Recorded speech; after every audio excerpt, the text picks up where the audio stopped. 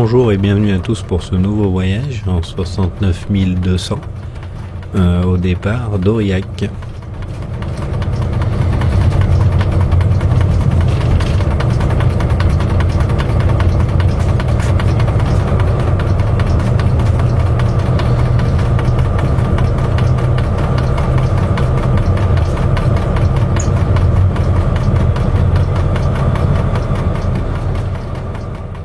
Donc ici on est limité à la vitesse de 60 km/h qui était reprise sur la dernière potence que nous venons de franchir jusqu'au dégagement de cette aiguille où on aura la pancarte de reprise.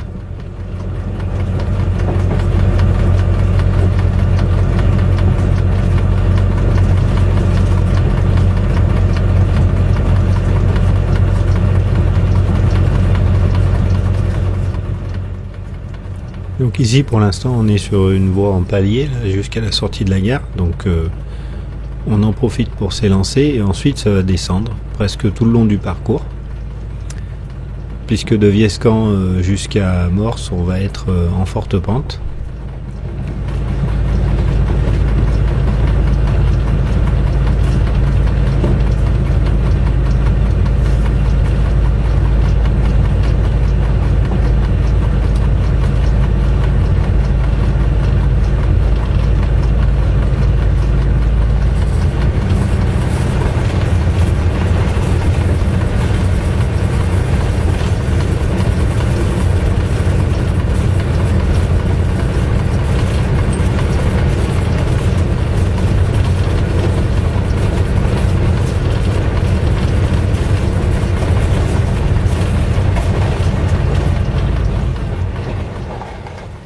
Donc voilà le signal de sortie de la gare ici. Donc la ligne est équipée de DAT, de dispositif d'arrêt automatique des trains. En fait c'est un courant, on va dire, qui passe dans le crocodile du signal. Donc c'est ce signal qui est équipé du DAT, le signal de sortie, c'est celui-là. C'est-à-dire que si jamais on envoie un train alors que le sens de la voie n'a pas été donné correctement, qu'il y a le risque d'un nez à nez avec un train qui arriverait en face par exemple, c'est à ce signal qu'on serait arrêté automatiquement par les dispositifs de sécurité.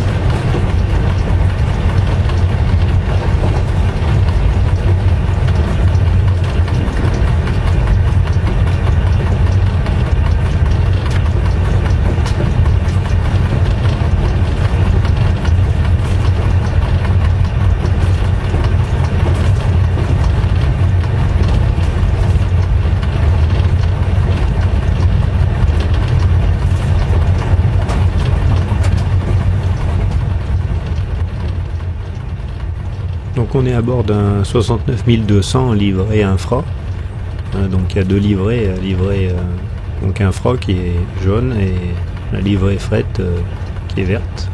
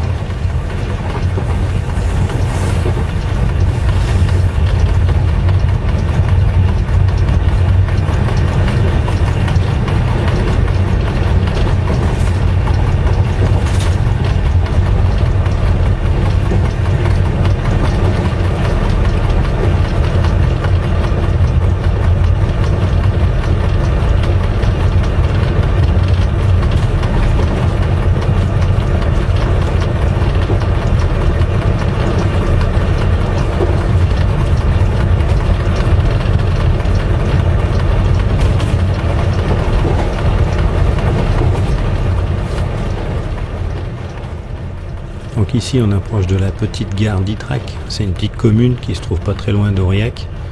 Il y a encore des trains qui s'arrêtent, jusqu'à il y a peu de temps on prenait encore pas mal d'étudiants. Puis le conseil régional a mis des bus en concurrence avec le train, ce qui a limité le nombre de voyageurs qui prenaient le train dans cette gare. Donc il faut savoir que cette ligne jusqu'à Viescamp, il n'y a pas si longtemps, elle était encore en double voie. Jusqu'à ce qu'on ferme la ligne de Bord-les-Orgues en fait, à la bifurcation de Miécas qu'on avait vu sur la vidéo d'avant. Et ensuite, bon, cette double voie se justifiait moins, et du fait de la réduction du nombre de circulations également.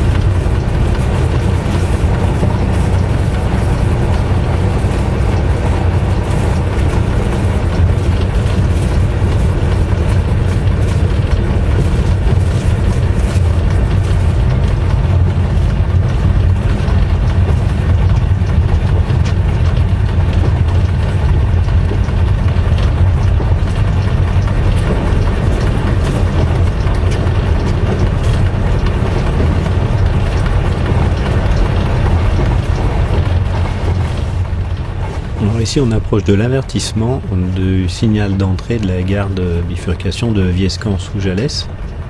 Donc ici voie libre. Sur le signal d'entrée de la gare, le prochain signal qu'on va approcher, on verra qu'il est équipé d'un TIDD, donc tableau indicateur de direction, donc c'est un tableau lumineux. Donc il peut donner deux directions, à droite ou à gauche. Donc à droite ça va être sur Brive, et à gauche il indique qu'on va en direction de Toulouse. Donc Morse, Cap-de-Nac, Figeac. Donc dans le jargon cheminot, on appelle ce signal aussi la jambe de chien. La jambe de chien à gauche ou jambe de chien à droite.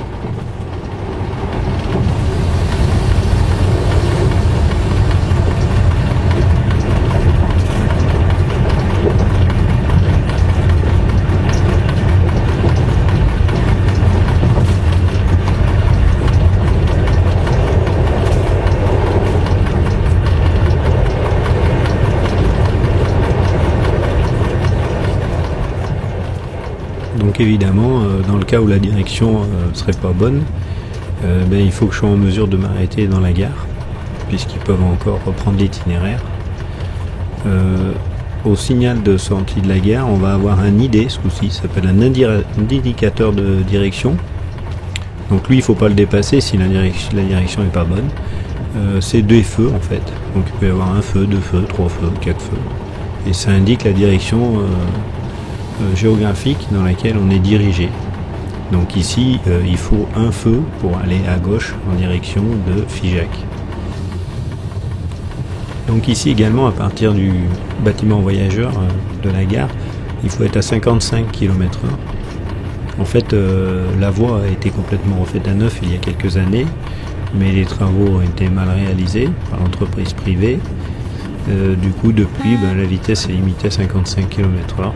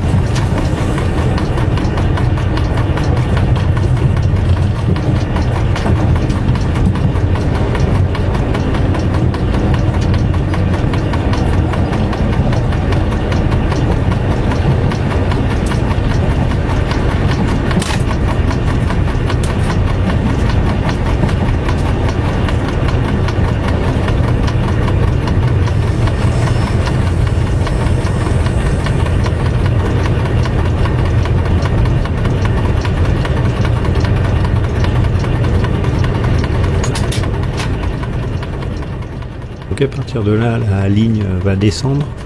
Donc là, on est en pente de 16 pour 1000 et on va arriver à la gare de Lacapelle-Viescamp.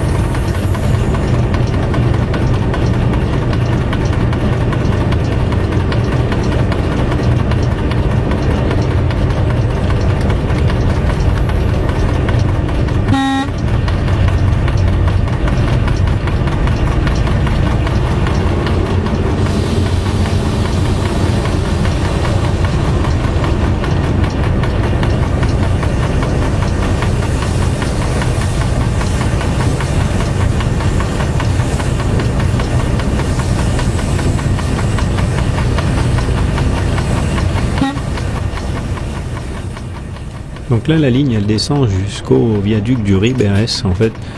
Donc c'est un pont qui passe au-dessus d'un lac artificiel. Donc au départ, quand la ligne a été construite, il n'y avait pas de lac. C'était une vallée, en fait. Et maintenant, c'est le lac de Saint-Étienne-Cantalès. C'est le lac du barrage de Saint-Étienne-Cantalès. Donc c'est le lac qu'on va franchir.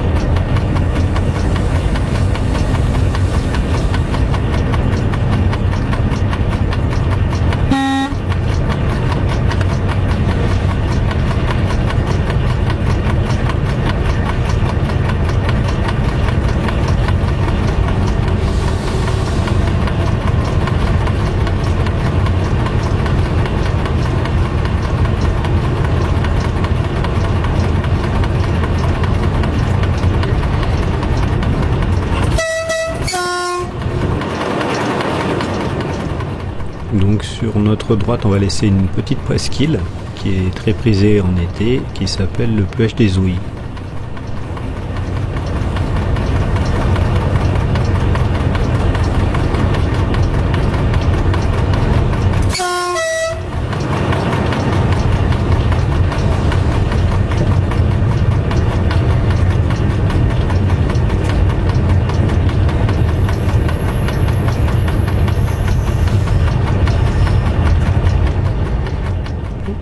là, il faut savoir que du tablier du pont jusqu'au fond, les piles font 80 mètres de haut.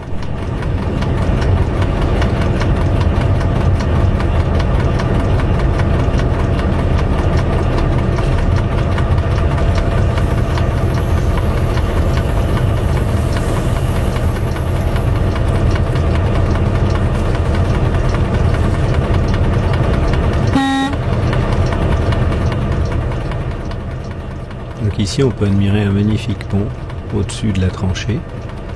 À partir d'ici, la ligne grimpe à 16 pour 1000. En fait, on va grimper jusqu'au Rouget.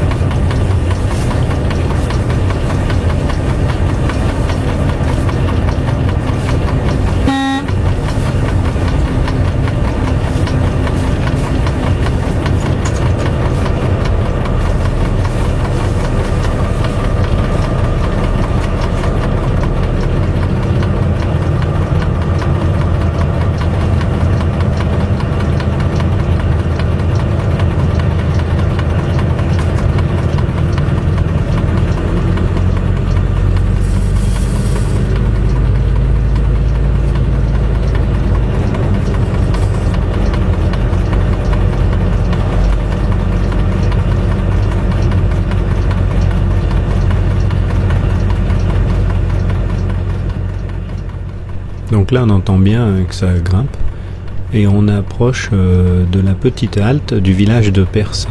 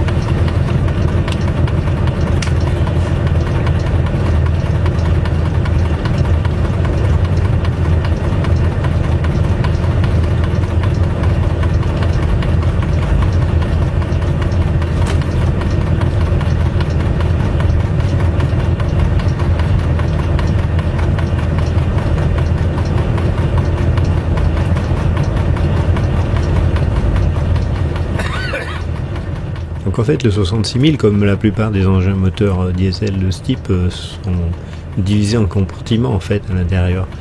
C'est-à-dire que donc déjà on a un long nez devant où il y a le moteur et un petit nez de l'autre côté. Donc on appelle le grand nez, petit nez. Donc quand on conduit le train côté grand nez, comme ici, on est au poste 1. Le poste de conduite c'est le poste 1 et on a un poste 2. Quand on conduit de l'autre côté, dans l'autre sens, on est obligé de changer de côté. Donc côté grand nez, ici devant on va avoir tout de suite le moteur diesel en fait. Moteur diesel qui entraîne une génératrice qui va produire un courant nécessaire à alimenter des moteurs de traction, des moteurs électriques qui sont dans les bogies. Ensuite, plus loin devant, on va avoir un compartiment où on range du matériel d'ailleurs. Le dernier compartiment tout au fond où on voit qu'il y a un grand rond dessus, c'est le ventilateur de refroidissement Et ici, on va avoir tout ce qui est l'appareillage de refroidissement, c'est-à-dire le radiateur, la nourrice qui contient l'eau de refroidissement du moteur, etc. Donc environ une fois par jour, le conducteur, quand il prend un engin moteur, il doit effectuer ce qu'on appelle une préparation courante, une PC. Donc il a un temps alloué pour faire cette préparation courante sur ces engins moteurs. Donc ça peut être sur cet engin moteur, mais sur tous les engins moteurs, les autorails, les automoteurs. Donc pour un engin de ce type, il va avoir un temps alloué qui est environ de 40 minutes. Donc il va falloir vérifier tous les niveaux, niveau d'eau, niveau d'huile, niveau de gasoil, vérifier les organes extérieurs, l'usure des semelles, etc., l'état des tampons. Et il va également vérifier tous les appareils de sécurité qui sont en bonne position, plombés, puis il va faire des essais de traction, des essais de frein. Et dans toutes ces opérations, elles se font dans un ordre bien précis, un peu comme suivre une checklist.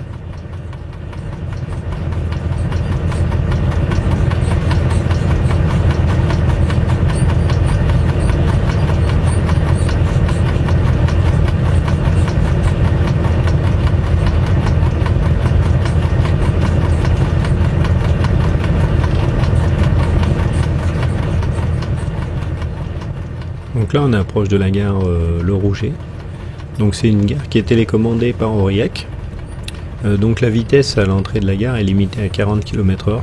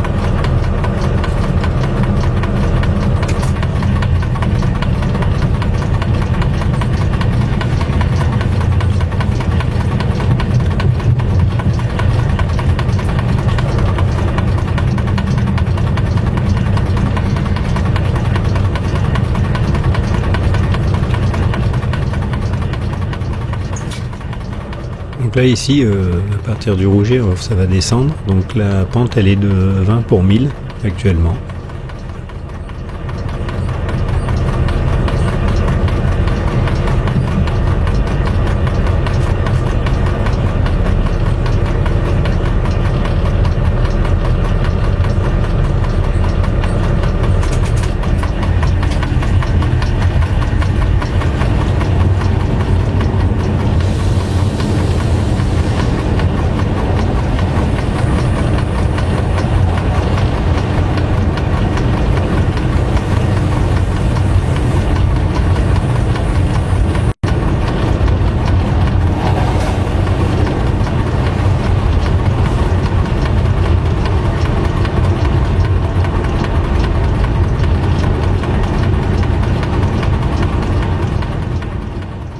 Donc ici on pénètre dans la vallée de la Rance en fait. Donc la Rance c'est une rivière qui court jusqu'à Morse et plus loin. Et donc c'est sa vallée. Donc c'est une vallée assez encaissée, déserte, très difficile d'accès quand même.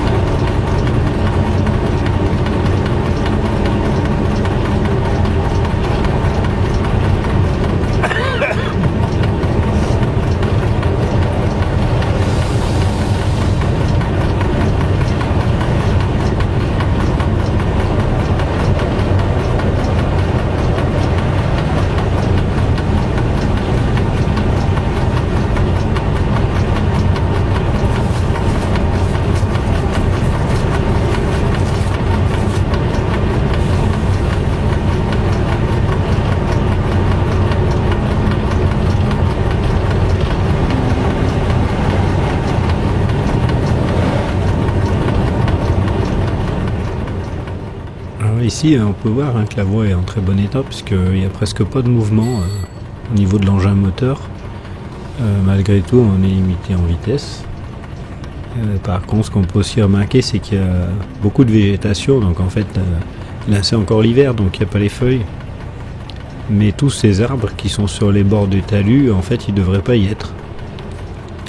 Et donc dès qu'il y a du vent, dès qu'il y a des tempêtes, on s'en ramasse un bon paquet régulièrement, puisque normalement ils devraient être tous coupés.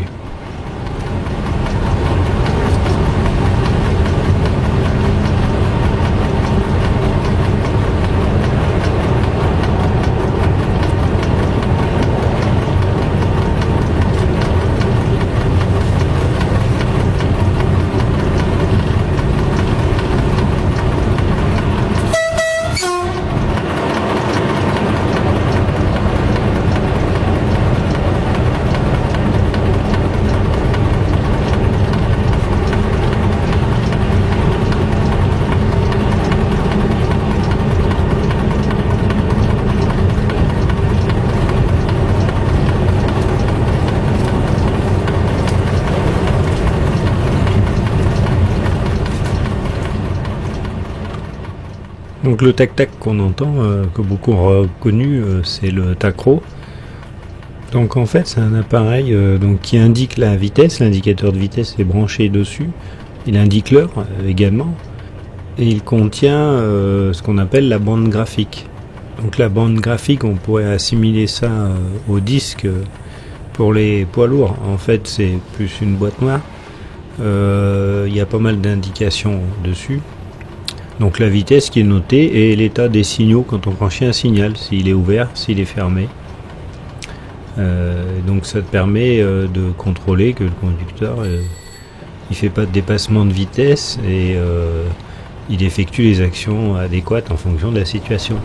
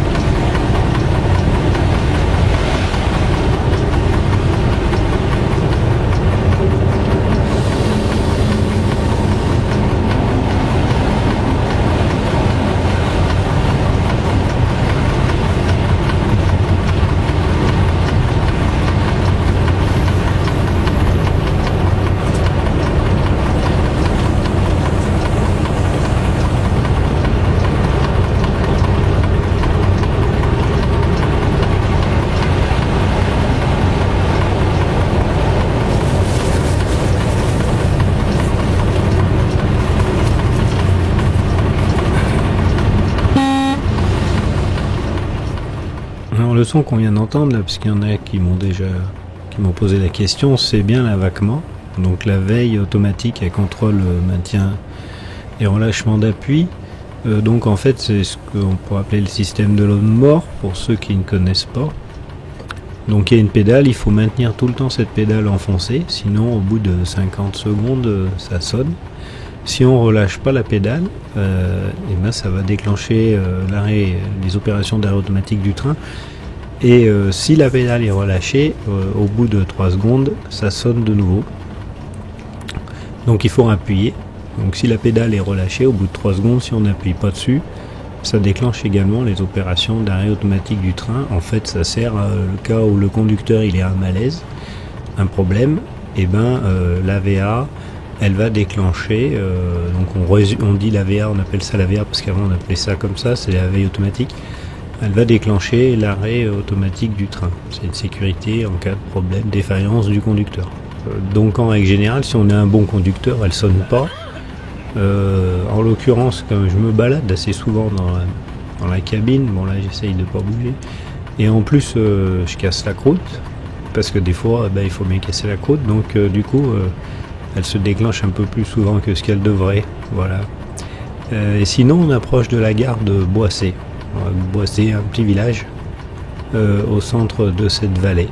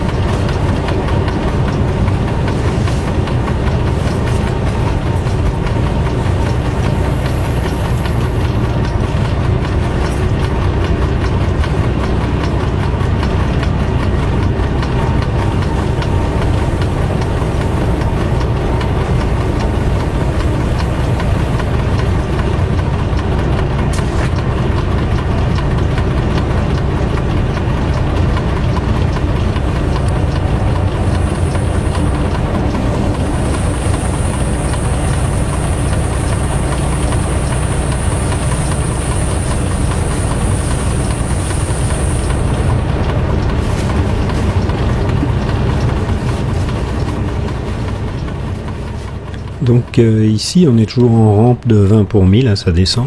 Donc la difficulté, donc là je tractionne plus, la difficulté c'est de maintenir la vitesse. Donc pour ceux qui ont suivi les tutos sur le frein, là je me sers du frein automatique. C'est-à-dire qu'il faut faire une légère dépression, il faut trouver la dépression adéquate, juste celle qu'il faut pour maintenir la vitesse, de façon à ce que le train ait ni une perte de vitesse, ni il en gagne en fait. Donc c'est très difficile de jouer avec le profil, donc quand le profil est régulier c'est facile, on va faire 0,300 ou 0,4 à la CG par exemple, ça va donner une pression dans les cylindres de frein juste suffisante pour maintenir la vitesse. Quand le profil il varie, eh ben, on est obligé de jouer, de desserrer, resserrer, etc. Donc le conducteur il doit bien connaître le profil de la ligne, exactement, il sait où ça monte, où ça descend, enfin où ça descend un peu plus ou un peu moins, pour anticiper. De manière à ne pas être obligé de retractionner si jamais il plante le train, donc et conserver une vitesse constante et régulière. C'est une question d'habitude en fait, c'est une question d'expérience on va dire, de connaissance de la ligne, connaissance des engins, pour arriver à circuler tranquillement à une vitesse constante et régulière, sans dépasser la vitesse.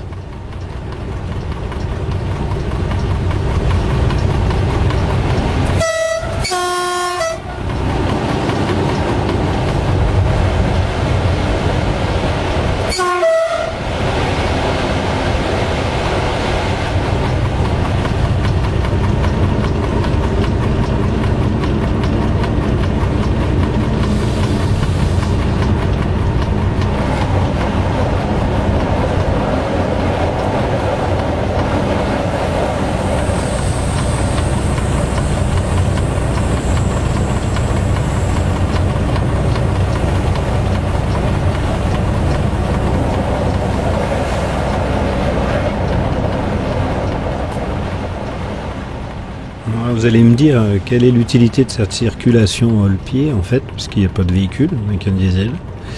En fait, c'est juste des circulations qui ont eu lieu à la sortie de l'hiver, suite aux grèves, parce que les trains ont été supprimés.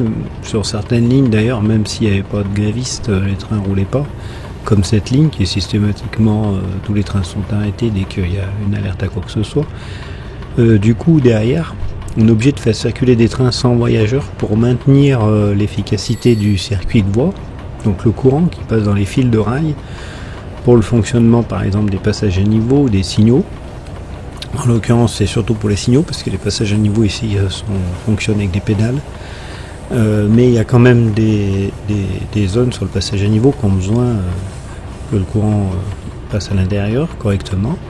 Et donc on ne peut pas envoyer des trains de voyageurs pour ouvrir la voie. Donc en général, il faut il faut qu'un train passe toutes les 72 heures sur une ligne pour qu'elle puisse être maintenue. Si à un temps supérieur à 72 heures sans qu'aucune circulation ait lieu, eh ben, il faut refaire passer un train qui va ouvrir la ligne pour s'assurer que les circuits se font correctement, parce que les rails étant en métal, eh ben, ils rouillent et le courant ne passe plus.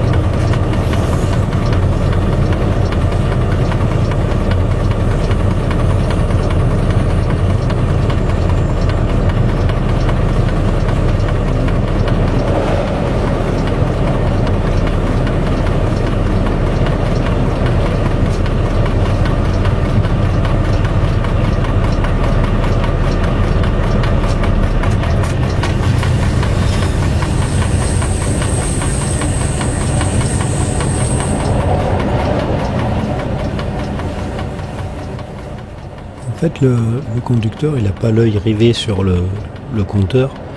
En réalité, on doit un balayage, c'est-à-dire qu'on doit regarder défiler le pupitre régulièrement de gauche à droite, en commençant par les réservoirs d'air, les cylindres de frein, le tableau des lampes d'allumage de signalisation en cas de problème, le compteur de vitesse, et on balaye à tour de rôle.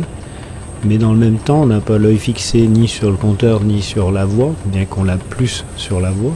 Mais on doit s'occuper d'un environnement complet. En fait, c'est tout un ensemble de choses qu'il faut ressentir. C'est plus une question de sensation qu'une question d'un seul sens, quoi. C'est un ensemble d'essence, en fait. Il faut ressentir le train, l'écouter en même temps pour déceler des anomalies, regarder devant, vérifier sa vitesse. En fait, la vitesse, on la ressent. Quand ça va trop vite, on le sent. On le sent plus, on le sent avant de le voir sur le compteur, en fait. C'est une chose qui est difficile à faire passer dans une vidéo, en fait. Même un premier conducteur, un jeune conducteur, une personne qui conduirait pour la première fois, elle n'aura pas les sens développés. C'est comme pour maîtriser le frein, l'accélération. Il y a toujours un délai. Donc on doit toujours anticiper. On anticipe sur le freinage, on anticipe sur la traction. Si par exemple la vitesse limite elle est de 100 km/h, on coupe la traction à 85, 90 maximum. Sinon on va dépasser la vitesse limite.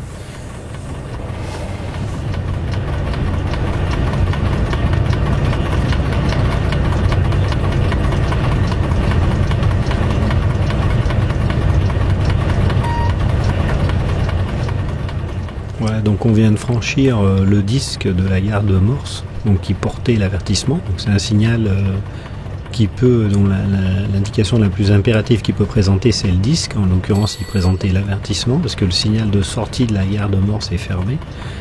Donc l'avertissement nous indique qu'on va s'arrêter dans la gare ici. C'est le terminus de ce voyage.